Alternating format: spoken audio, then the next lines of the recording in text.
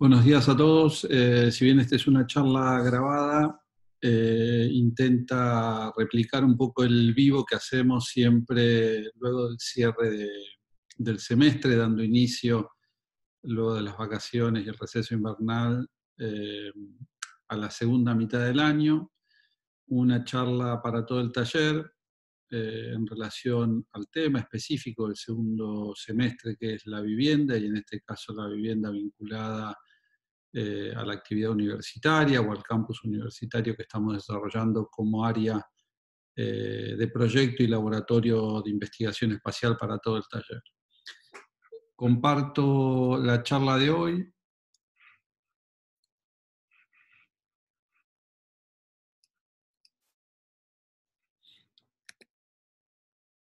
La charla tiene que ver con dar un marco conceptual al desarrollo, a la condición de la vivienda, que vamos a estar explorando de primero a quinto año, dentro del taller en este segundo semestre, enmarcado en esta idea de la arquitectura del conocimiento, en el proyecto del campus universitario, y quizás en este caso con la caracterización particular de que la vivienda no solamente vinculada a la universidad es un espacio del conocimiento, sino también hace referencia al conocerse, a esta condición contemporánea de la vivienda colectiva, como un espacio no solamente de vivir, sino también de convivir, y eso la hace sustancialmente distinta. Quería comenzar la charla trayendo un texto ya de bastantes años de teórico y arquitecto español Josep Quetglas, muy interesante en relación a repensar este concepto tradicional del vivir y el espacio vinculado al vivir, que es la vivienda, en esta nueva apreciación más contemporánea del habitar, ¿no? Este artículo comienza extrayendo una cita de Mies van der Rohe, que dice que la vivienda de nuestro tiempo aún no existe, y con esta frase aforística, como todas las suyas, Mies iniciaba el programa para la exposición de la construcción celebrada en Berlín en 1930. Sin embargo, Mies seguía: la transformación del modo de vida exige su realización, ¿no? Y aparece esta especie de collage de la casa Fambors de Mies y esa pieza abstracta y moderna de este espacio flexible y traslúcido que atrapa al paisaje y lo contiene dentro de él, ¿no? Esta apreciación de que eh, tenemos que, o que la sociedad exige la realización de una vivienda que sea la vivienda de su tiempo, también nos hace reflexionar acerca de cómo ha ido evolucionando esos requerimientos de la sociedad o de la comunidad en relación a su espacio del habitar. Esa expresión de Mies de la vivienda que no existía en su tiempo, creo que la grafica claramente estas dos imágenes de revistas de diseño de época. Una es donde aparece ese artículo o esa cita de Mies, Die Form, esta revista alemana que muestra en este caso una imagen de un interior de la vivienda de Mies, contrapuesta a otra revista de diseño en donde hace más explícita la idea de que es imprescindible transformar ciertos espacios de la vida doméstica contemporánea. Esto también se hace visible en este corto, esta película de Jacques Tati, Mon Oncle, que los alumnos de tercero utilizaron para su ejercicio de investigación sobre el recorrido espacial, pero que la vuelvo a poner en contexto de cómo esta colisión siempre entre la arquitectura tradicional y una arquitectura de vanguardia o de búsqueda de esa modernidad se ve reflejada tanto en esa cocina donde el tío de Jacques Tati se encuentra incómodo, como en este jardín moderno que muestra todas estas condiciones complejas, o hasta poniendo en ridículo muchas de estas condiciones del diseño que quería transformar esa París de la historia, ¿no? Y pongo un poco esto en contexto pensando lo que nos toca vivir hoy, ¿no? Del aislamiento forzado a través del COVID, y pensando un poco todo lo que se ha venido discutiendo en estos últimos meses respecto de la ciudad post-COVID, del habitar post-COVID, del espacio arquitectónico y la vivienda post-COVID, y en realidad siempre a lo largo, y sobre todo en el último siglo y décadas de este siglo XXI, hemos tenido, la sociedad ha producido hechos dramáticos que han afectado y ha transformado la cultura, la sociedad, la economía, los sistemas de producción. Esa colisión que mostraba el corto de Tati entre esa ciudad tradicional de París del siglo XIX y la colisión con el siglo XX no hace otra cosa que poner de manifiesto todos los conflictos que se daban en esas primeras décadas del siglo XX, con una sociedad que iba en pos a una sociedad del desarrollo industrial, de la congregación de gente en las ciudades, y que trajo seguramente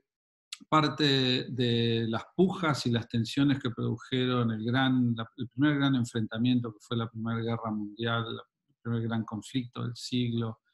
que hacía desmoronar estos imperios que venían construidos del siglo XVII y XVIII, ¿no? en la Europa central, ¿no? Y la idea de el resultado final, más allá de las millones de muertes irracionales que produjo esta guerra, cualquier guerra,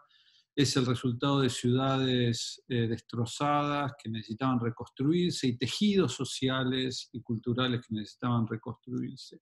Y ahí es donde aparece siempre el arquitecto, la arquitectura, la disciplina como pensamiento crítico, en este caso detrás de la figura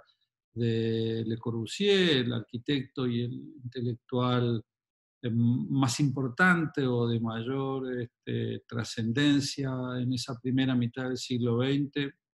pensando cuál era la manera de reconstruir, de llevar a la mínima expresión de diseño, ¿no? Esa condición como de la existencia mínima para poder reconstruir una sociedad moderna y poder refundar esas ciudades destruidas por la guerra.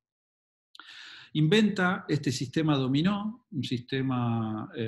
muy sencillo de losas y columnas, eh, que hoy parece bastante ingenuo, pero para el momento fue sumamente transformador. Dominó en la alegoría de Dominus como casa en latín y de la ficha del dominó, que era esa pieza placa con 6 puntitos negros de las columnas. Y siempre Le Corbusier y toda la arquitectura está pensando sistemáticamente desde lo individual a lo colectivo, ¿no? Y sobre todo en el tema de la vivienda, desde la célula, de esto que podría haber sido una estructura residencial mínima, a la transferencia de sistemas colectivos. Este quizás es el primer proyecto urbano de vivienda de bajo coste para empezar a reconstruir ese tejido urbano europeo, en donde vemos en chiquito ahí las pequeñas piezas de ese sistema dominó, articulados ahora por esos núcleos de escalera, ya no con una imagen de transparencia absoluta, que es lo que producía o transmitía esa imagen dominó, sino con esa imagen inicial de transformación, de esta especie de proto-racionalismo, de una arquitectura más sobria, casi devenida de las experiencias industriales de esas primeras décadas que se producían en Alemania o en el centro de Europa, que Le Corbusier en sus viajes de estudio había estudiado, ¿no? La Faust Factory de Walter Gropius y Adolf Meyer, o la fábrica EG de Peter Behrens, ¿no? Pero indudablemente en todos estos factores siempre el arte tiene un rol protagónico y se ha, digamos, ha trabajado intrínsecamente en la construcción de la imagen arquitectónica. Ahí lo vemos a un joven Le Corbusier con un jarrón en la cabeza junto a Sanfant, un pintor parisino con el que fundan el purismo, ¿no? Una especie de versión un poco más primitiva de lo que fue el cubismo de Picasso y todo ese movimiento de abstracción que llevó a la transformación completa, ¿no? De la percepción del arte y de la producción del arte, de lo figurativo al abstracto, y cómo esas primeras pinturas del purismo de Le Corbusier lo llevan a transferir ya no solamente esas imágenes o esas estructuras de nuevas organizaciones espaciales, sino esta nueva estética de la pieza blanca, del objeto blanco y el impacto un poco de la luz en el paisaje. Esto rápidamente se ve transferido a sus primeras exploraciones de estas escalas residenciales, estas pequeñas escalas domésticas, en el caso del atelier de ese pintor o Sanfán, como vemos esa especie como de pequeña fábrica de arte que tiene llevada a la expresión mínima de los elementos compositivos, esos principios conceptuales de esa nueva arquitectura para este nuevo tiempo. Indudablemente París, y ese París de entreguerras, fue una especie de caldo de cultivo para los intelectuales, los artistas, los pensadores, los arquitectos, para prefigurar cuál era ese futuro, ¿no? Aquí vemos en estas fotos de montajes que se hacían de época a un Le Corbusier sentado al final del avión y a su primo, que iba a ser su socio, a su mujer, o futura mujer en la parte de adelante, o ese París también marcado por el surrealismo, como generaba también visiones poéticas de lo posible en relación a la construcción del espacio y de una nueva sociedad. Y naturalmente siempre la arquitectura ha elegido las revistas como medio de comunicación de estas plataformas intelectuales y conceptuales, y lo producido, en este caso funda Le Corbusier con los Enfants, esta revista del L'Esprit Nouveau, en las cuales fueron sacando diferentes artículos en relación a todos los temas que les interesaban y que trabajaban sobre esa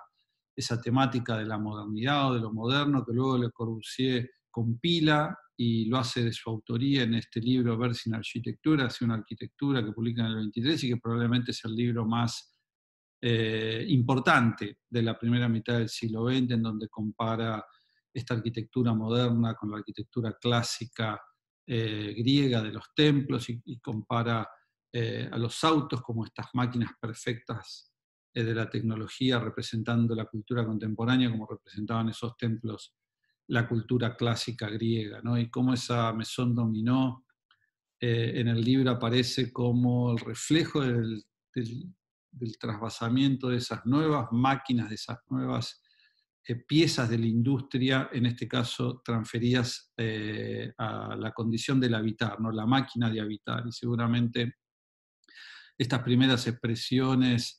tenían que ver con la reproductibilidad del objeto, ¿no? Y ahí vemos un poco las casas Citroën, esas viviendas para trabajadores de la empresa Citroën que intentaban reproducirse de la misma manera que se reproducían los autos.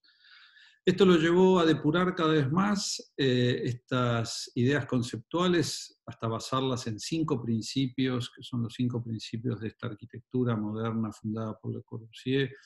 y implementadas quizás en la obra más emblemática de su primera etapa de estas máquinas de habitar, que es la Ville Savoie, una pieza increíble que pone de manifiesto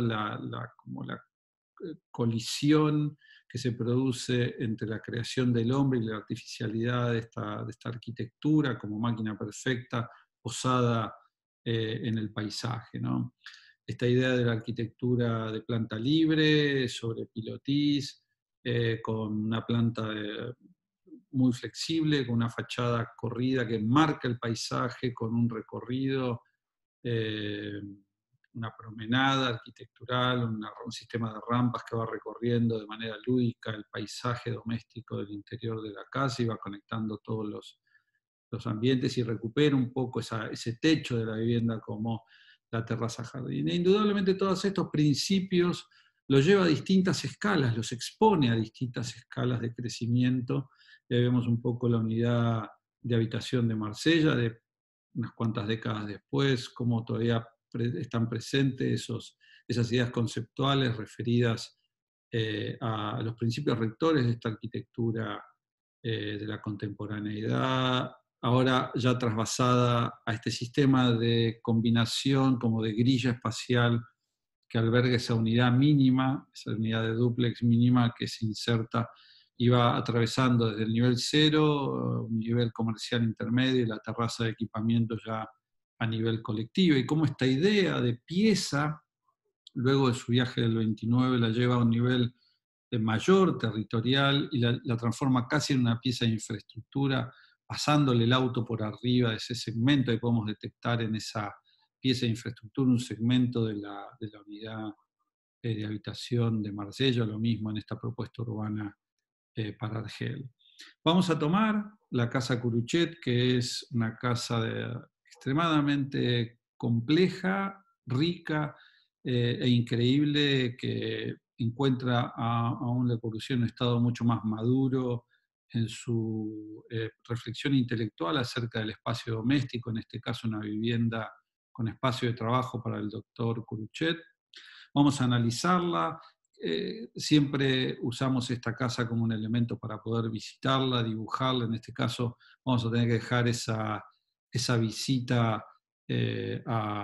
los alumnos de primer año para más adelante, ojalá para fin de año, para poder completar esta visión, pero vamos a realizar este ejercicio de redibujo, digamos, de estudio a través de este dibujo, y a través de la construcción de elementos tridimensionales poder entender esta complejidad espacial, de recorrido, de escala doméstica, de escala eh,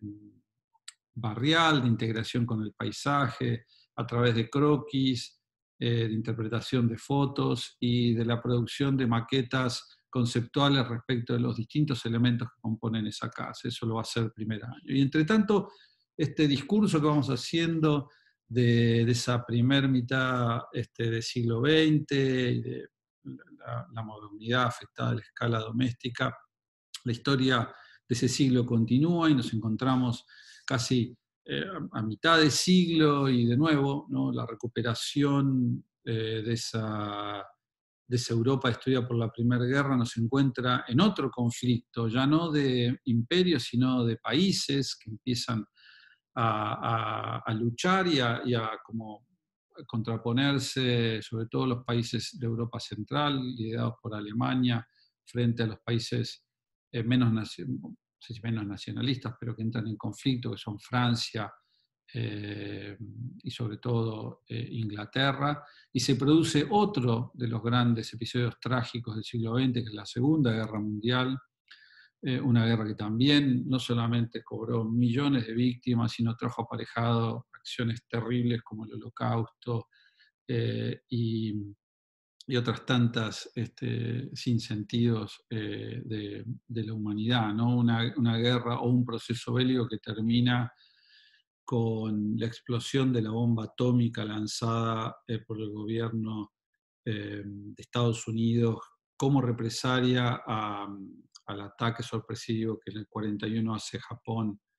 de Pearl Harbor, ¿no? Y la bomba atómica viene a generar como una abrasión increíble frente a la belicosidad, a la guerra y al acto de destrucción masiva. Y esto genera, de nuevo, ¿no?, un gran cambio cultural, económico, y de este proceso de guerras salen, por un lado, favorecidos los dos países que estaban más alejados del campo de batalla, que era esa Europa central, que son Estados Unidos y Rusia, y que a su vez son los estados que tienen mayores industrias que habían aplicado a la industria bélica de aviones, tanques, armamentos, balística, y que pueden reconvertir esa industria en industrias aplicadas a materiales de construcción, automóviles, bueno, etcétera, etcétera, que los posiciona económicamente en este proceso de reconstrucción después de la Segunda Guerra, que finaliza en 45-46, en una posición sumamente privilegiada frente al mundo, y que generan este mundo bipartito de dos países que no solamente confrontan al resto del mundo en dos sistemas económicos, que son el comunismo y el liberalismo del capitalismo, sino dos posicionamientos culturales, dos posicionamientos sociales que, bueno, ya sabemos un poco también cuál fue el resultado de esa puja. Lo cierto es que estos dos países se encuentran intentando construir o reconstruir para el mundo su liderazgo, y Estados Unidos empieza a desarrollar en la costa oeste un proyecto que empieza casi como un proyecto de desarrollo inmobiliario, ¿no? Que era Hollywoodland, y que es la transformación de una superficie de tierra muy importante cerca de Los Ángeles, o en Los Ángeles, la ciudad de Los Ángeles, en la costa oeste, a partir de este gran acueducto que trae agua a una zona desértica y transforma naturalmente a California en un valle de naranjos y una zona muy productiva y de muy buena calidad de vida, en donde, un poco apoyado también por todo lo que son los grandes medios de producción de comunicación, que son los estudios de cine, con el cine como el gran dinamizador de la comunicación de la segunda mitad del siglo, con esta imagen, ¿no? de construcción idílica de una nueva forma de vida, una vida suburbana, una vida apoyada en esta imagen como de Disneyland, ¿no? Como de un mundo mágico que recrea en ese parque de diversiones de Disney la idea del futuro, con la idea del pasado, la idea del presente, en una ciudad, digamos, completamente apoyada en la lógica del auto, una ciudad dispersa, una ciudad que el fotógrafo Schulman la fotografía como mágica, ¿no? En esa imagen como de la ciudad de las luces,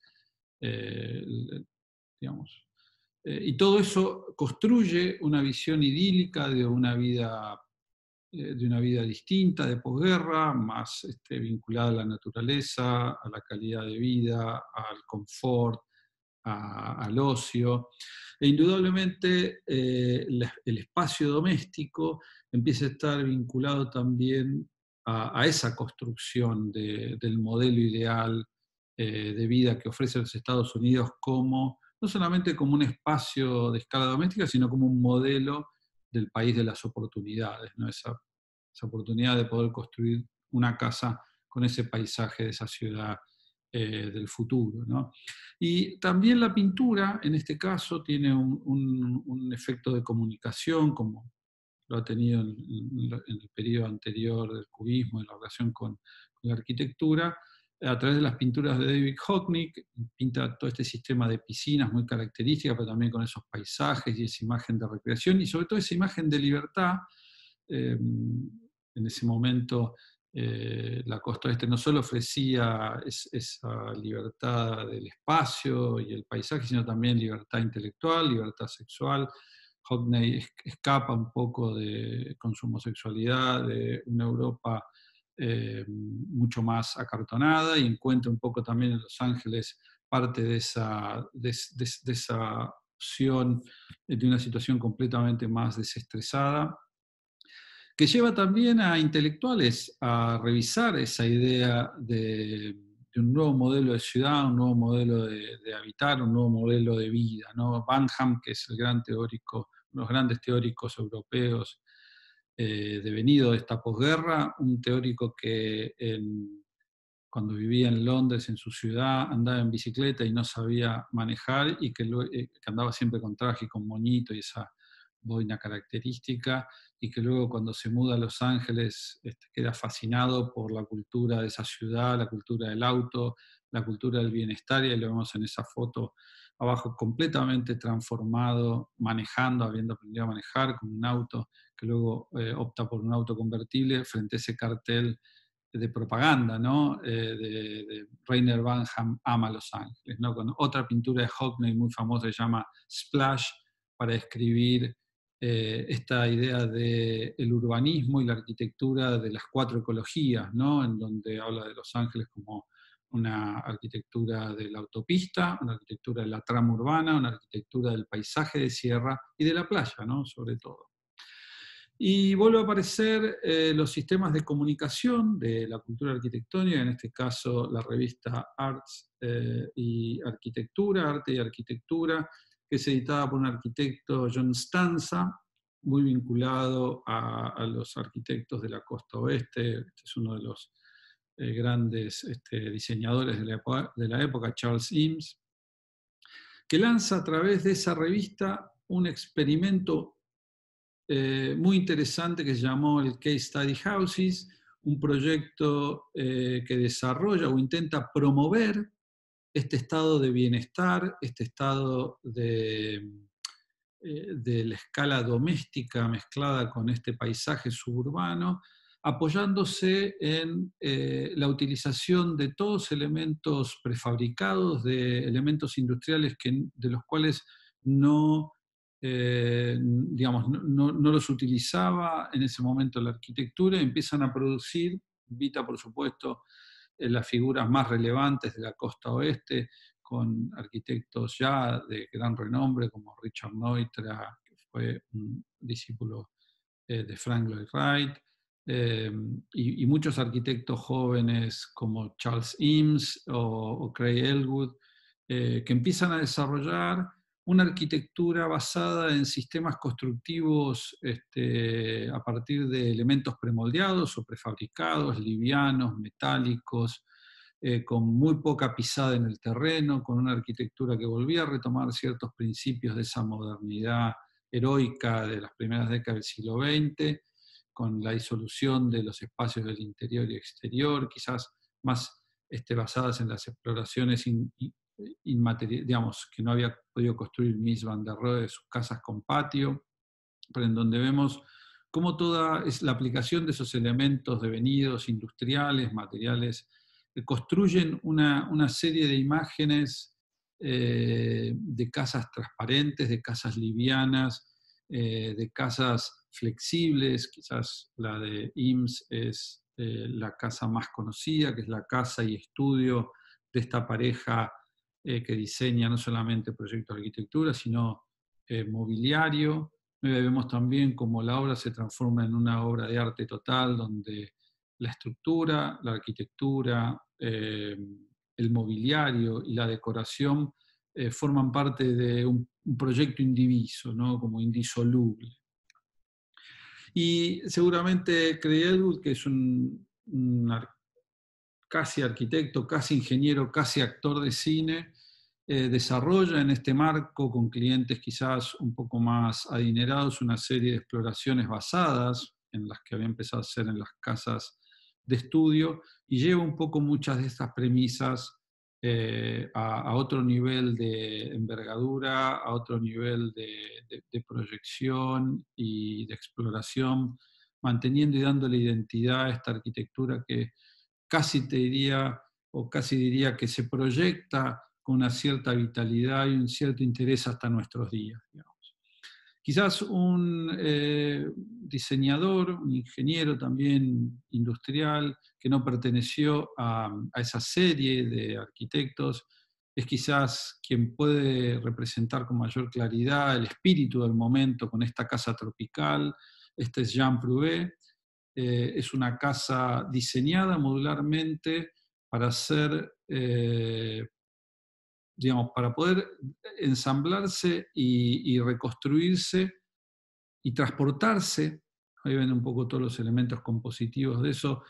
a través de contenedores por barco o por avión a cualquier parte del mundo, ¿no? Y quizás este video nos muestra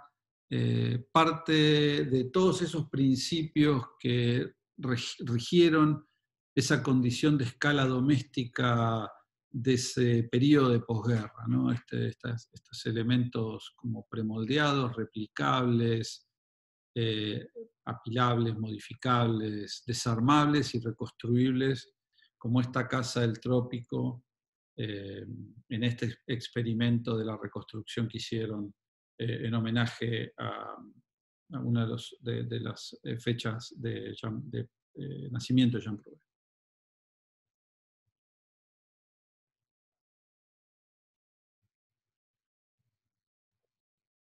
Como decíamos, cada uno de los elementos constitutivos, en este caso una vivienda sustentable y ecológica, son parte indivisible de todo el proyecto, ¿no? Como veían, ese arco que le daba estructura fundante al espacio doméstico interior y a su vez la estructura portante de toda la casa.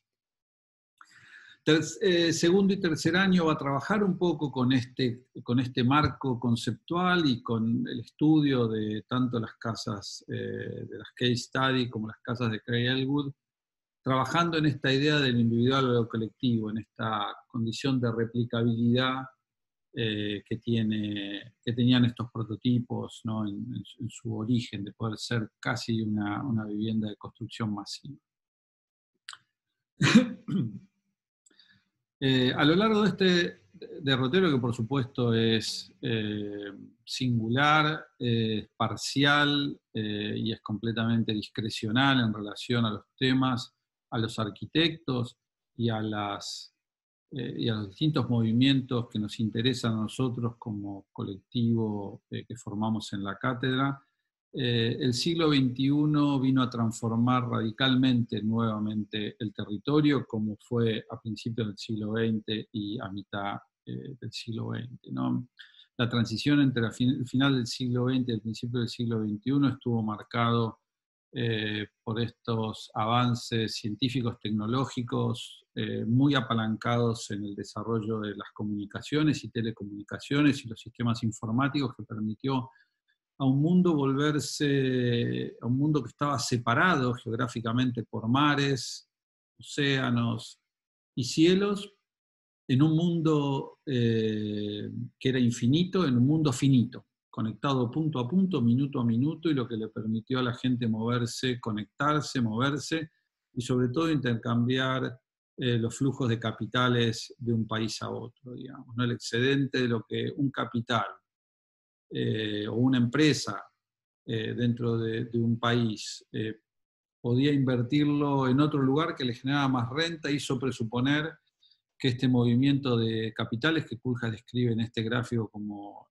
sí, como que la globalización iba a tener un efecto positivo, en este caso como de la moneda del yen, del euro y del dólar,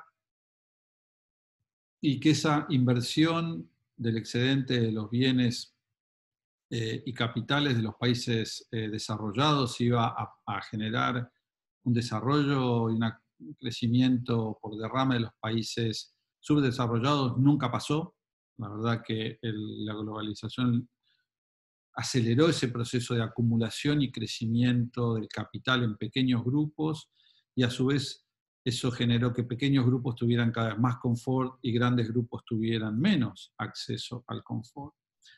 Durante este periodo también tuvimos hechos dramáticos que cambiaron la historia, la cultura, las costumbres, los hábitos, que nos hizo pensar a los arquitectos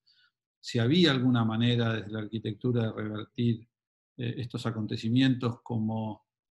vemos hoy en día en relación al COVID, ¿no? Los atentados contra las Torres Gemelas lo que nos hicieron entender es que la globalidad podía rápidamente transferir problemas de fundamentalismos teológicos o filosóficos o religiosos de una geografía en la cual estaban presentes, como era Medio Oriente, a cualquier lado del mundo, ¿no? Y lo mismo pasa con el COVID, ¿no? Como un accidente de un virus que se genera en una parte del mundo y rápidamente en pocos meses se expande y cubre. Este es uno de los últimos planos que existe, que se figura en Internet en cuanto a la contaminación o a la expansión viral de esta pandemia del COVID, ¿no? Y que no deja de tener ciertas reminiscencias con los planos que utilizan los organismos multilaterales o, digamos, o los países para determinar modelos de crecimiento, de cómo ha ido evolucionando este mundo y las proyecciones. O sea que seguramente parte de las acciones de este COVID las veremos quizás en algún tiempo hacia adelante. Indudablemente este siglo de las ciudades está marcado por cambios económicos, sociales, ambientales, vinculados a la idea de este crecimiento poblacional, de esta curva infrenable de crecimiento poblacional y de esta acumulación de gente en pequeños pedazos de territorio, como son las ciudades, que como vemos en este collage, generan grandes distorsiones entre la riqueza y la pobreza, generan grandes conflictos de las infraestructuras para poder mover los flujos que genera y que necesita de infraestructura estas grandes aglomeraciones, problemas de movilidad, problemas ecológicos y de calidad y cantidad de espacio público, un tema crucial que es la desaparición de la tierra productiva que tienen que generar los alimentos para el futuro, y modelos completamente irracionales en donde la especulación inmobiliaria y económica digamos, ha sobrepasado toda capacidad de políticos y especialistas, como somos los arquitectos, en poder controlar o prever un crecimiento más ordenado y una mejor calidad de vida para nuestros habitantes, ¿no? Frente a este conflicto, ¿no?, que se fue gestando a final de las últimas décadas del siglo XX, surge este grupo de arquitectos, de intelectuales, liderados por Rem Koolhaas, este grupo de OMA, ¿no?, que es la Oficina de Arquitectura Metropolitana, ya entendiendo que la resolución de los problemas arquitectónicos estaban en la escala, en el problema de la ciudad, y vemos una joven Zaha Hadid en el fondo, que era una de las ayudantes de este equipo que se construye en Londres, pero que luego se muda a Nueva York, que es donde estaba un poco la efervescencia en la década del 80 y los 90 de todas estas reflexiones intelectuales acerca de la ciudad, y construyen con OMA muy influenciados de nuevo por el arte surrealista de Dalí. Ahí vemos un poco en este cuadro estos relojes que se desarman en la persistencia del tiempo, en esa especie como de anacronismo de tiempo y espacio que plantea el surrealismo, como en esta investigación, en esta documentación, así como Le Corbusier junta todos los artículos del Esprit Nouveau y construye su libro. Todo este grupo pasa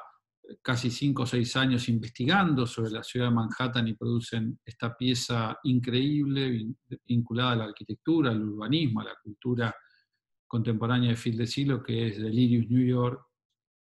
y que no solamente es un manifiesto a la condición metropolitana de la ciudad contemporánea, sino que a su vez es un descubrimiento que sobre todo hace Rem Koolhaas acerca de el valor del programa como generador de espacio a través de este análisis del Downtown Athletic Club de Manhattan, ¿no?, un club atlético que tiene en un edificio que parece completamente homogéneo una diversidad asombrosa espacial y de programas que se van apilando piso a piso y que luego Koolhaas y OMA lo transfieren como mecánica proyectual a distintos programas, ¿no? Y vemos un poco como ese corte del Downtown Athletic se adapta a este corte de la librería con espacios comunes, espacios particulares o específicos e inespecíficos, llevando la condición metropolitana de la ciudad a la escala de la arquitectura y adentro de la arquitectura, no al interior de la arquitectura. Y también este sistema les permite, casi como un sistema de pensamiento genérico, abordar otras escalas de problemas arquitectónicos, como es el paisaje en este proyecto increíble del Parque de la Villette. Volviendo a la escala doméstica de lo que está produciendo este grupo de la Oficina para Arquitectura Metropolitana, comienzan estos pequeños encargos como la Villa de Alaba, que le encarga un editor de una revista de arquitectura francesa a OMA, y en esta casa podemos ver un poco esa especie de contradicción o esa especie como de caricatura de esos principios de la modernidad de Le Corbusier, esa casa que preserva el muro histórico para generar esa contraposición entre lo viejo y lo nuevo, una cosa que jamás hubiera aceptado un Le Corbusier purista, de poder construir su arquitectura como referencia del futuro. Una casa que mantiene la ventana corrida, pero ya no en un monomaterial, sino en una expresión múltiple de los materiales, que recupera parte de esa promenada arquitectónica de la rampa, pero que no la continúa en su recorrido hasta la terraza, sino que la contrapone en el corte con la pendiente de una pileta que coloca en el techo y que usa la casa casi como un manifiesto de surrealismo contemporáneo, ¿no? Donde lleva una jirafa del zoológico y hace esa contraposición de que la casa permite que una jirafa pueda coexistir con la arquitectura doméstica suburbana de París, o recupera en el techo una visión de esos nadadores, cuando vean Diógenes o lo busquen por internet, Delirios New York, vean ese Downtown Athletic Club y vean esos hombres medio semidesnudos en las piscinas, y bueno, y cómo eso a su vez es toda una alegoría de la terraza jardín mirando a los íconos tradicionales de la arquitectura francesa, como es ahí en el fondo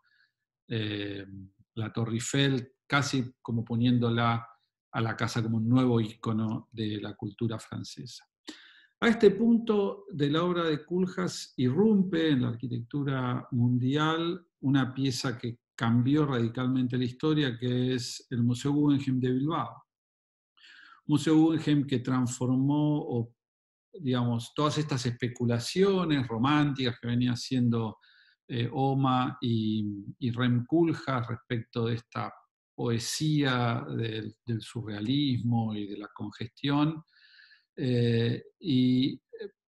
Frank Gehry, que es el autor, viene con el proyecto del Guggenheim Bilbao, sobre todo con la expresión. El proyecto luego es mucho más convencional en su estructura funcional de plantas, pero sobre la reconversión de la ría de Bilbao pone esta pieza que genera, no solamente por su forma, su materialidad, su manera de construirse, su manera de diseñarse y de producirse, transforma radicalmente la historia de la arquitectura del siglo XXI. Y de alguna manera, volviendo a esta relación como de la investigación, la guerra, los hechos bélicos, singularmente ese edificio está muy vinculado a este bombardero B2, bombardero fantasma, que fue de alguna manera el antecesor del Guggenheim, ¿no? Porque finalmente el Guggenheim Gehry no podía haber diseñado las formas, ni haberlas diseñado, dibujado, predimensionado y haber hecho planos de construcción sin haber usado el mismo programa Katrina que usó el bombardero para poder ser dibujado, diseñado, dibujado y hecho los planos de construcción como antecedente, digamos, ¿no? Y una cosa muy, muy interesante es que Koolhaas cambia radicalmente la lógica de muchas de las cosas que venía haciendo para transformar sus arquitecturas en arquitecturas iconográficas, en íconos que generan un gran impacto en la ciudad, no importa la escala que ellos tuvieran, ¿no? Y una cosa que es interesante es que genera como el contrapunto formal con Gehry y su identificación con el sistema Katrina, eligiendo otro ícono de la arquitectura de guerra, que es el Casa Jet 127, ¿no? Steel, que de alguna manera le sirve como alegoría o referencia estética de las nuevas formas, ¿no? Y de las nuevas expresiones formales. Interesante que ese objeto icónico, que es la sala de música o la casa de música de Oporto, surge de un esquema que Oma y Koolhaas desarrollan para un cliente que quería una casa muy particular, que como ven en la planta a la izquierda, desarrolla su espacio social de comedor y estar en ese gran lugar central, y que luego construye de manera mucho más intrínseca, abigarrada, un sistema de movimientos y conectividad que van conectando este espacio central con distintas pequeños espacios, estudios, talleres, habitaciones, una pieza completamente construida en vidrio y que después, por el poco tiempo que tenía para producir el proyecto de la casa de música, prácticamente hace la alegoría de la casa, ¿no? Esta pequeña casa es la estructura fundante de la casa de música. Indudablemente, en el proyecto original incluso era de vidrio, como esa casa unifamiliar, pero luego, naturalmente, las cuestiones técnicas no lo permitieron. Pero empieza a construir una serie de espacios de escala doméstica, o empieza a tomar la domesticidad o la escala de lo doméstico como un espacio de exploración de objetos icónicos, ¿no? De alguna manera fueron los de Le Corbusier en esa primera etapa de las máquinas de habitar, ¿no? Quizás en este caso unas máquinas de habitar mucho más vinculadas a la tecnología. Este caso en particular es una casa para un señor que tenía una discapacidad motriz, que andaba en silla de ruedas y que era un gran lector y tenía una super biblioteca. Y entonces toda la casa está organizada en función de ese gran vacío que colecta en 3 niveles toda la biblioteca y un sistema de movilidad que es una plancha móvil, como si fuera un gran ascensor que recorre toda la casa, teniendo también ciertas implicancias de esa casa de música y de esa vivienda original, donde hay todo un basamento mucho más abigarrado que se incrusta en el paisaje y que libera una planta libre, ¿no? Más transparente para dejar el segundo nivel de los espacios más privados. Ahí vemos un poco cómo podemos encontrar en esas piezas que se anclan en la tierra algo de esa tortuosidad de la exploración de la casa de música y del proyecto original de la casa, y luego cómo la casa se presenta como un piano móvil y casi como un plano libre, para tener algunas subdivisiones en este plano siguiente, ¿no? Interesante la utilización de nuevo de estos videos que nos van dando como presencia de ciertas imágenes. Esta es el personal de servicio quien fue quizás el único que usó masivamente esta plataforma, ¿no? Para llevar los elementos de limpieza de un nivel a otro. Paradójicamente, el dueño de la casa muere prácticamente con la casa sin inaugurarse, y la familia eh, abandona la casa, radicalmente no la usa, digamos, ¿no? La casa estaba llena de dispositivos extremadamente sofisticados y a la vez falibles, eh, para que la casa pudiera funcionar a través de esta persona con esta discapacidad, no solo en ese plano de elevación, sino en los accesos de iluminación, de techos y de dispositivos de luces, etcétera, etcétera. Particularmente en el video aparece de nuevo esa especie de como revisión de la casa de Jacques Tati, parte de ese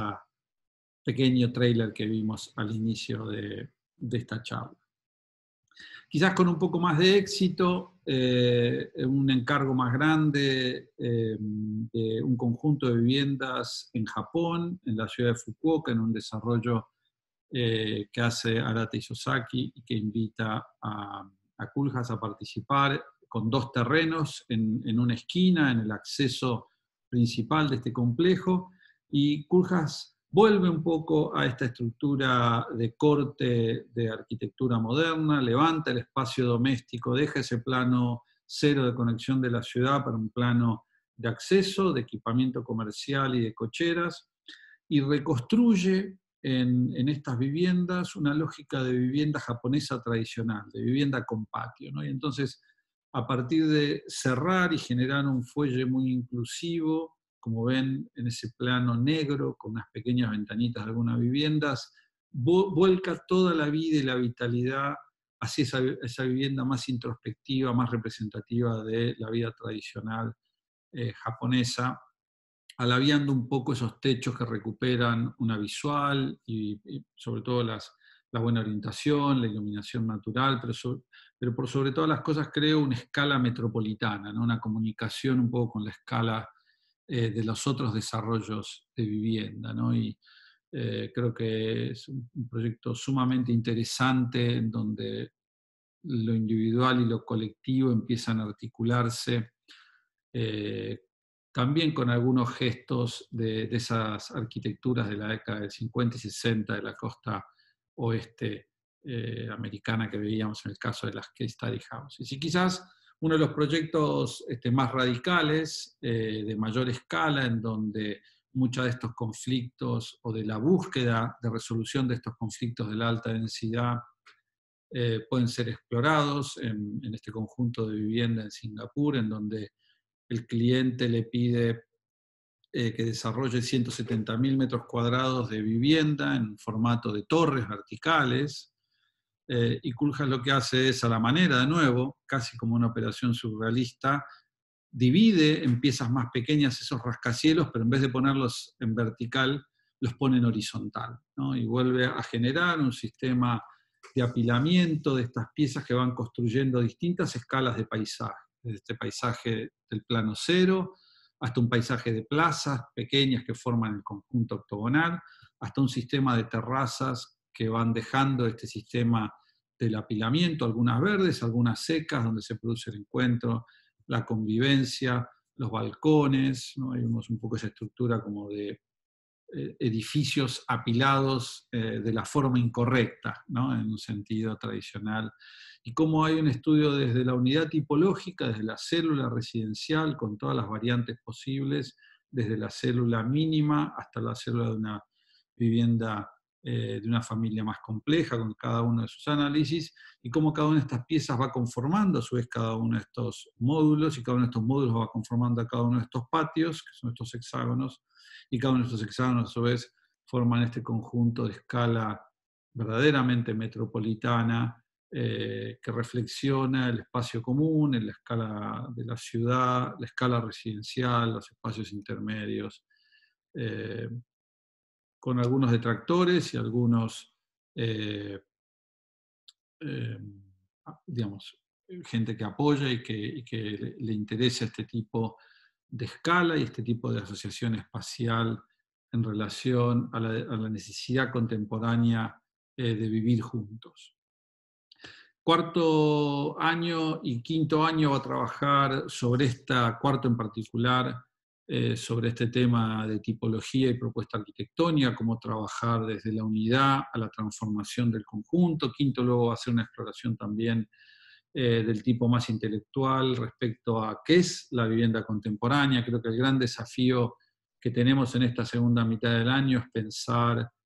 cuáles son, ¿no? Si todos estos motores o todas estas acciones que describí a lo largo del siglo XX y principio del siglo XXI fueron los que determinaron un modelo